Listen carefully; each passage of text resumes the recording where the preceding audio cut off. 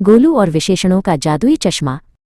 गोलू अपनी मेज पर बैठा था और हिंदी व्याकरण की किताब को घूर रहा था।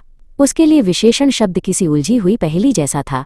ये संज्ञा की विशेषता बताना कितना उबाऊ काम है, उसने एक लंबी आह भरते हुए कहा। कमरे का कोना पुरानी किताबों और धूल भरे डिब्बों से भरा था, जहां से एक अजीब सी रोशनी चमक रही थी।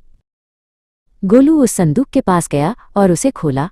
अंदर एक पुराने ढंग का बड़ा चश्मा रखा था। जैसे ही गोलू ने वो चश्मा अपनी आंखों पर लगाया, उसे अपनी आंखों पर विश्वास नहीं हुआ। अचानक उसके कमरे की हर चीज के ऊपर सुनहरे अक्षर तैरने लगे। उसकी नीली कमीज के ऊपर नीली और साफ शब्द नाच रहे थे। वो दौड़कर बगीचे में गया। वहां आम के पेड़ पर लगे फलों के पास रसीले और मीठे शब्द चमक रहे थे। ताजे खिले हुए गुलाब के ऊपर लाल और खुशबूदार शब्द लिखे थे। गोलू खुशी से उछल पड़ा। अब उसे समझ आ रहा था कि ये शब्द ही तो विशेषण हैं जो चीजों के बारे में कितना कुछ बताते हैं। तभी उसका पालतू कुत्ता शेरू दौड़ता हुआ आया।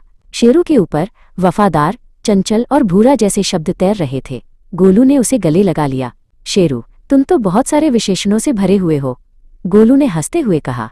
दुनिया अब पहले से कहीं ज्यादा रंगीन और दिलचस्प लग रही थी।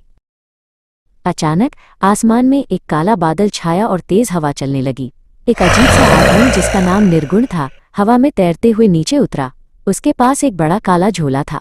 निर्गुण को चीजों की खूबियां पसंद नहीं थीं। वो शब्द चोर था जो दुनिया के सारे विशेषण चुराना चाहता था। निर्गुण ने अपनी जादुई छड़ी घुमाई और जोर से चिल्लाया। देखते ही देखते फूलों का लाल रंग, आम की मिठास और शेरू की वफादारी वाले शब्द खींचकर उसके काले झोले में जाने लगे। जैसे ही विशेषण गायब हुए, पूरी दुनिया बेरंग और फीकी दिखने लगी। गुलाब सफेद हो गया और आम बेस्वाद। गोलू ने देखा कि शेरू अब चुपचाप एक कोने में बैठ गया था। उसकी चंचलता गायब हो गई थी। ये तुम क्या कर रहे हो? गोलू चिल्लाया। निर्गुण हंसा और बोला, अब कोई भी चीज विशेष नहीं रहेगी। सब कुछ एक जैसा और उबाऊ होगा, ठीक वैसा ही जैसा तुम्हें व्याकरण लगता था। गोलू को समझ आया कि बिना विशेषणों की दुनिया कितनी अधूरी है। उसने अपना चश्मा ठीक किया और जोर से चिल्लाया, मैं अपनी दुनिया को ऐसे नहीं रहने दूंगा। ये गुलाब सुंदर है, ये आम मीठा है। जैसे ही उसने ये विशेषण बोले, निर्गुण के झोले से वे शब्द छटपटाकर बाहर निकलने लगे। गोलू ने एक एक करके हर चीज की विशेषता बतानी शुरू की। विशाल पेड़, नीला आसमान, तेज दौड़ता शेरू। शब्दों की बाढ़ आ गई और वे झोले से बाहर निकलकर वापस अपनी जगह चिपकने लगे। निर्गुण चिल्लाता रह गया, लेकिन वो शब्दों को रोक नहीं पाया। उसका झोला फट गया और वह डरकर भाग गया। दुनिया फिर से रंगीन हो गई थी। गोलू ने अपना चश्मा उतारा और अपनी मेज पर वापस आ गया।